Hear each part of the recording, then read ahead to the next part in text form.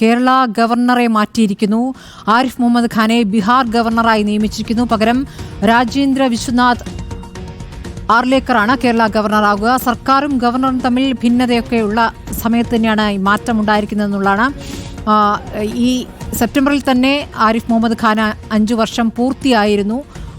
റോഷിപാൽ വിവരങ്ങളുമായി. റോഷിപാൽ, ഇപ്പോൾ ആരിഫ് മുഹമ്മദ് ഖാനെ മാറ്റിയിരിക്കുന്നു. അദ്ദേഹത്തെ ബീഹാർ ഗവർണറായി നിയമിച്ചിരിക്കുകയാണ്. നോബിൾ മാരിക്കാരനാണ് വിവരം നൽകുന്നത്. നോബിൾ, എന്താണ് അറിയാനാകുന്നത്? ഗവർണർ മാറ്റം അത് യഥാർത്ഥത്തിൽ സമയം അദ്ദേഹത്തിന് പൂർത്തിയായതായിരുന്നു, പക്ഷേ പിന്നെയും നീട്ടിക്കൊടുക്കുകയായിരുന്നു. ഇപ്പോൾ ആരിഫ് മുഹമ്മദ് ഖാനെ ബീഹാറിലേക്ക് മാറ്റിയിരിക്കുന്നു. പകരം കേരളത്തിന് പുതിയ ഗവർണറും വരികയാണ്. എന്താണ് അറിയാനാകുന്നത്? സ്മൃതി, ഗവർണർ ആരിഫ് മുഹമ്മദ് ഖാന്റെ കാലാവധി നേരത്തെ തന്നെ പൂർത്തിയായതാണ്. പിന്നീട് അദ്ദേഹത്തിന് കാലാവധി നീട്ടി നൽകിയിരുന്നില്ല. അത്തരത്തിൽ കാലാവധി നീട്ടി നൽകുന്നതുവരെ അദ്ദേഹത്തിന് ഗവർണറെ തുടരാമെന്നായിരുന്നു അതിലൊരു കീഴ്വഴക്കം. എന്താണെങ്കിലും ഇപ്പോൾ അദ്ദേഹത്തിന് ബീഹാർ ഗവർണർ പദവിയിലേക്ക് ഇപ്പോൾ എത്തിച്ചിരിക്കുന്നു. ബീഹാർ ഗവർണർ പദവിയാണ് ആരിഫ് മുഹമ്മദ് ഖാന് ഈ ഘട്ടത്തിൽ നൽകിയിരിക്കുന്നത്. ബീഹാർ ഗവർണറെ ഇങ്ങോട്ടേക്ക് മാറ്റി അല്ലേ?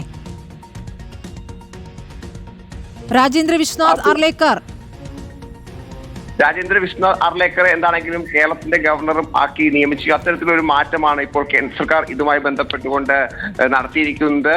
എന്താണെങ്കിലും ഗവർണർ ആരിഫ് മുഹമ്മദ് ഖാനും അതോടൊപ്പം തന്നെ സംസ്ഥാന സർക്കാരും തമ്മിലുള്ള വാക്കുതർക്കം കഴിഞ്ഞ കാലങ്ങളിലൊക്കെ വലിയ തരത്തിൽ ചർച്ചയാവുകയും എപ്പോഴും തലക്കെട്ടുകൾ ഇടം പിടിക്കുകയും ചെയ്തതാണ്. അത്തരത്തിൽ നിരന്തരം സർക്കാരുമായി കലഹിച്ചുകൊണ്ടിരുന്ന ഒരു ഗവർണർ ആയിരുന്നു ആരിഫ് മുഹമ്മദ് ഖാൻ എന്ന കാര്യത്തിൽ യാതൊരു സംശയവുമില്ല. എന്താണെങ്കിലും അദ്ദേഹത്തിന് ഇപ്പോൾ ബീഹാറിലേക്ക് മാറ്റി അവിടെ നിന്ന് അവിടുത്തെ ഗവർണറെ ഇങ്ങോട്ട് കൂടി അത്തരത്തിലൊരു മാറ്റമാണ് ഇപ്പോൾ കേന്ദ്ര സർക്കാർ ഇക്കാര്യത്തിൽ വരുത്തിയിരിക്കുന്നത്. ഓർഡർ ഇറങ്ങിക്കഴിഞ്ഞു അല്ലേ? അതെ സ്മൃതി, ഇതുമായി ബന്ധപ്പെട്ട ഓർഡർ ഇറങ്ങിക്കഴിഞ്ഞിരിക്കുന്നു. രാജേന്ദ്ര വിശ്വനാഥ് അർലേക്കർ ഹിമാചൽ പ്രദേശിന്റെ ഗോവയിൽ നിന്നുള്ള നേതാവാണ് അദ്ദേഹം. ഞാൻ റോഷിപാലേക്ക് പോകുന്നു. റോഷിപാൽ, ഇപ്പോൾ ഗവർണർ മാറുകയാണ്. ആരിഫ് മുഹമ്മദ് ഖാൻ ബീഹാറിലേക്ക് പോകുന്നു. നമുക്ക് തലസ്ഥാനത്ത് നിന്ന് നൽകാവുന്ന വിവരങ്ങൾ എന്താണ്?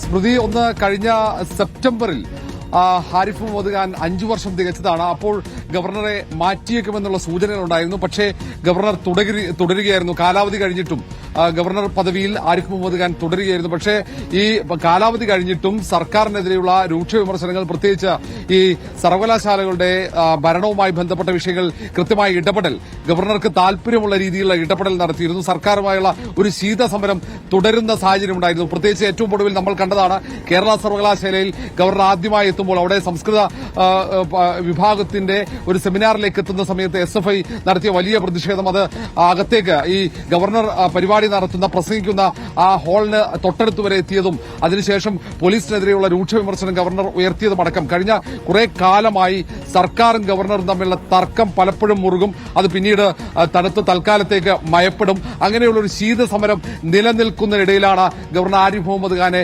കേരളത്തിന്റെ ഗവർണർ പദവിയിൽ നിന്നും മാറ്റുന്നത് എന്നതാണ് ഏറ്റവും പ്രധാനപ്പെട്ട കാര്യം. കാലാവധി കഴിഞ്ഞിട്ടാണ് മാറ്റുമെങ്കിൽ മാറ്റുന്നു എന്ന് പറയുമ്പോൾ അത് യഥാർത്ഥത്തിൽ അദ്ദേഹത്തിന് പണിഷ്മെന്റ് ഒന്നുമല്ല. ഒരർത്ഥത്തിൽ അദ്ദേഹത്തിന് വലിയ അംഗീകാരം കിട്ടിയിരിക്കുന്നു എന്ന് വേണം നമ്മൾ മനസ്സിലാക്കാൻ. കാരണം വെച്ചാൽ ഗവർണർ സ്ഥാനത്ത് തന്നെ അദ്ദേഹം തുടരുന്നു. അദ്ദേഹം കേരളത്തെക്കാളും കുറച്ചുകൂടി വലിയൊരു സംസ്ഥാനത്തേക്ക്, പ്രത്യേകിച്ച് പിന്നെ BJPയുടെ സഖ്യകക്ഷിയായിട്ടുള്ള ബീഹാറിന്റെ ഗവർണറായിട്ടാണ് അദ്ദേഹം പോകുന്നത്. അപ്പൊ അദ്ദേഹത്തിന് ഒരു വലിയ അംഗീകാരമാണ് കിട്ടിയിരിക്കുന്നത്. അതെ, തെരഞ്ഞെടുപ്പ് നടക്കാനിരിക്കുമ്പോൾ യഥാർത്ഥത്തിൽ റോഷി നോക്കൂ, ഈ ശീതസമരം ഉണ്ടല്ലോ, താങ്കൾ ഇപ്പോൾ സൂചിപ്പിച്ച കേരള സർക്കാരുമായി അദ്ദേഹം നടത്തിയിരിക്കുന്ന പരസ്യവും പിന്നെ പരസ്യമായ തന്നെ ഏറ്റുമുട്ടലുണ്ടല്ലോ, ആ ഏറ്റുമുട്ടലൊക്കെ അദ്ദേഹത്തിന് ഗുണം ചെയ്തു എന്ന് വേണം നമുക്ക് വിലയിരുത്താൻ, അല്ലേ റോഷി? ഉണ്ണി ബാലകൃഷ്ണൻ, സംശയമില്ല. കാരണം സംസ്ഥാന സർക്കാരിന്റെ നിലപാടുകൾക്കെതിരെ പലപ്പോഴും ഈ സർവകലാശാലയുമായി ബന്ധപ്പെട്ട ഉന്നത വിദ്യാഭ്യാസ രംഗവുമായി ബന്ധപ്പെട്ടുള്ള വിഷയത്തിലാണ് തർക്കങ്ങൾ മുറുകിയത്. സർക്കാരിന്റെ നിലപാടിന് വിരുദ്ധമായി പരസ്യമായി തന്നെ നിലപാട് സ്വീകരിച്ചുകൊണ്ട് ആ ശീതസമരം ശക്തമായി മുന്നോട്ട് കൊണ്ടുപോയത് സംസ്ഥാനത്ത് അത് രാഷ്ട്രീയമായി BJPക്ക് തന്നെയാണ് പലപ്പോഴും നേട്ടം കൊയ്തത്. അതുകൊണ്ട് തന്നെ അത് അംഗീകാരമായി വേണമെങ്കിൽ വിലയിരുത്താം. ഏതായാലും അത് കൂടുതൽ കരുത്താർജിക്കുകയാണ് ആരിഫ് മുഹമ്മദ് ഖാൻ ചെയ്തത്. കാരണം ആരിഫ് മുഹമ്മദ് ഖാൻ സർക്കാരിനെതിരെയുള്ള വലിയൊരു വിഭാഗത്തിന്റെ പിന്തുണ ഈ ഘട്ടത്തിലൊക്കെ ലഭിച്ചിരുന്നു എന്നതാണ് യാഥാർത്ഥ്യം. നിലവിലെ ബീഹാർ ഗവർണറാണ് രാജേന്ദ്ര അർലേക്കർ. അദ്ദേഹം ഗോവയിൽ നിന്നുള്ള നേതാവാണ്, പക്ഷേ അദ്ദേഹം ബീഹാർ ഗവർണറാണ്. ഇപ്പോൾ അങ്ങോട്ടും ഇങ്ങോട്ടും ഗവർണർമാരെ മാറ്റിയിരിക്കുന്നു എന്ന രൂപത്തിലാണ് മനസ്സിലാക്കേണ്ടത്. ബീഹാർ ഗവർണർ ഇപ്പോൾ കേരള ഗവർണറാകുന്നു, കേരള ഗവർണർ ബീഹാർ ഗവർണറാകുന്നു. റോഷിപാൽ. സ്മൃതി, അങ്ങനെ തന്നെയാണ്. ആ മാറ്റമാണ്. ഒന്ന്, നേരത്തെ നമ്മൾ പറഞ്ഞതുപോലെ സെപ്റ്റംബർ മാസം കാലാവധി പൂർത്തിയായതാണ്, 5 വർഷം കഴിഞ്ഞതാണ്. അതുകൊണ്ട് തന്നെ ഈ ഒരു മാറ്റം ഉണ്ടായേക്കുമെന്നുള്ള സൂചനകൾ പല ഘട്ടങ്ങളിലായി വന്നതാണ്. പിന്നീട് കാലാവധി കഴിഞ്ഞിട്ടും ആ പദവിയിൽ ആരിഫ് മുഹമ്മദ് ഖാൻ തുടർന്നു എന്നേ ഉള്ളൂ. ഏതായാലും അങ്ങനെ ഒരു മാറ്റം, ആ മാറ്റം സ്വാഭാവികമായി മറ്റ് സംസ്ഥാനങ്ങളിലൊക്കെ പ്രതിപക്ഷം ഉന്നയിക്കുന്ന പ്രധാനപ്പെട്ട ആരോപണങ്ങളുണ്ട്. ഗവർണർ ആ പദവിയെ NDA സർക്കാർ, BJP സർക്കാർ ദുരുപയോഗം ചെയ്യുന്നു അടക്കമുള്ള ആക്ഷേപങ്ങൾക്കിടയിലാണ് ഇത്തരം ഒരു മാറ്റം വരുന്നത്. സ്വാഭാവികമായും ഇനി ഈ ആരിഫ് മുഹമ്മദ് ഖാൻ തുടർന്ന അതേ നിലപാട് തന്നെയാണോ പുതിയ ഗവർണർ സ്വീകരിക്കുക സർക്കാരുമായി ബന്ധപ്പെട്ട് എന്നടക്കം ഇനി കാത്തിരുന്ന് തന്നെ കാണണം. റോഷി, ശരിക്കും പറഞ്ഞാൽ ആരിഫ് മുഹമ്മദ് ഖാൻ പരസ്യമായി ആദ്യമായി സർക്കാരിനെതിരായി രംഗത്ത് വരുന്നത്, പിണറായി സർക്കാരിനെതിരായി രംഗത്ത് വരുന്നത് നമുക്കൊക്കെ അറിയുന്നത് പോലെ പൗരത്വ നിയമവുമായി ബന്ധപ്പെട്ട് കേരള നിയമസഭ ഒരു പ്രമേയം ഐകകണ്ഠേന പാസാക്കുന്നു. തുടർന്നാണ് ഗവർണർ പരസ്യമായി തന്നെ എല്ലാ മാധ്യമങ്ങൾക്കും അഭിമുഖം നൽകിക്കൊണ്ട് ആരിഫ് മുഹമ്മദ് ഖാൻ സർക്കാരിനെതിരായിട്ട് രംഗത്ത് വരുന്നത്. പിന്നീട് ഇങ്ങോട്ട് നമ്മൾ കാണുന്നത് താങ്കൾ സൂചിപ്പിച്ചതുപോലെ സർവകലാശാല വൈസ് ചാൻസലർമാരുടെ നിയമനം അടക്കമുള്ള വിഷയങ്ങളിൽ, അതേപോലെ തന്നെ സർക്കാരിന്റെ ഒരു മന്ത്രിയിൽ, അതായത് ബാലഗോപാലിൽ തനിക്ക് പ്രീതി നഷ്ടപ്പെട്ടിരിക്കുന്നു എന്ന് വരെ പറഞ്ഞിട്ടുള്ള ഒരു ഗവർണറാണ്. അങ്ങനെ പരസ്യമായി ഏറ്റുമുട്ടില്ല, SFIക്കാരുമായിട്ട് തെരുവിൽ തന്നെ ഏറ്റുമുട്ടുന്ന ഒരു ഗവർണറെ നമ്മൾ കാണുകയുണ്ടായി. ഏതായാലും അദ്ദേഹത്തിന് വളരെ പൊളിറ്റിക്കലായ ഒരു അംബീഷൻ ഉണ്ടായിരുന്നു എന്നാണ് ഞാൻ മനസ്സിലാക്കുന്നത്. ഗവർണർ പദവി അവസാനിച്ചു കഴിഞ്ഞാൽ ഈ 2024 തെരഞ്ഞെടുപ്പിൽ വീണ്ടും സജീവമായ രാഷ്ട്രീയത്തിലേക്ക് വരണമെന്ന് അദ്ദേഹം ആഗ്രഹിച്ചിരുന്നു എന്നാണ് മനസ്സിലാക്കുന്നത്. ഉത്തർപ്രദേശിൽ നിന്ന് മത്സരിച്ച് കേന്ദ്രമന്ത്രിസഭയിൽ എത്താൻ അദ്ദേഹം ആഗ്രഹിച്ചിരുന്നു. ആ അർത്ഥത്തിലൊക്കെയുള്ള ആഗ്രഹങ്ങൾ അദ്ദേഹത്തിന് ഉണ്ടായിരുന്നുവെങ്കിൽ കൂടിയും ആ ആഗ്രഹം നടന്നില്ല എങ്കിലും പക്ഷേ അദ്ദേഹത്തെ ബീഹാർ ഗവർണറാക്കി വീണ്ടും നിയമിക്കുക വഴി നിശ്ചയമായും അദ്ദേഹത്തെ റിവാർഡ് ചെയ്തിരിക്കുകയാണ് കേന്ദ്ര സർക്കാർ എന്ന കാര്യത്തിൽ ഒരു സംശയവുമില്ല.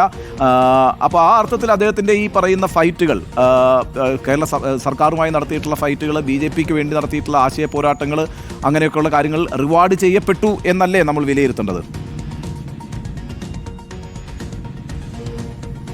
ഉണ്ണി ബാലകൃഷ്ണൻ, ഗവർണർ ആരിഫ് മുഹമ്മദ് ഖാനുമായി ബന്ധപ്പെട്ട ഒട്ടേറെ വിവാദങ്ങളുണ്ടായിരുന്നു. നമുക്കറിയാം, ആരിഫ് മുഹമ്മദ് ഖാന്റെ ഓഫീസിലേക്ക് ഒരു പ്രധാനപ്പെട്ട പദവിയിലേക്ക് ഒരാളെ നിയമിക്കുന്നതുമായി ബന്ധപ്പെട്ട ആദ്യം ആക്ഷേപം ഉയർന്നു. അത് RSSകാരനാണ് ആ നിയമനത്തിലേക്ക് വരുന്നത് എന്ന രീതിയിൽ ആരോപണങ്ങൾ ഉയർന്നു. അങ്ങനെ തുടങ്ങിയ ഒട്ടേറെ കാര്യങ്ങൾ, പിന്നീട് നിയമസഭ പാസാക്കിയ ബില്ലുകൾ അതിൽ ഒപ്പുവെക്കാതെ അത് മാറ്റിവെച്ചത് വലിയ വിവാദങ്ങൾക്ക് വഴിവെച്ചു. അങ്ങനെ തുടങ്ങിയ പിന്നീട് നയപ്രഖ്യാപന പ്രസംഗത്തിലേക്ക് ഒരു ഘട്ടത്തിൽ വരാതിരുന്നു.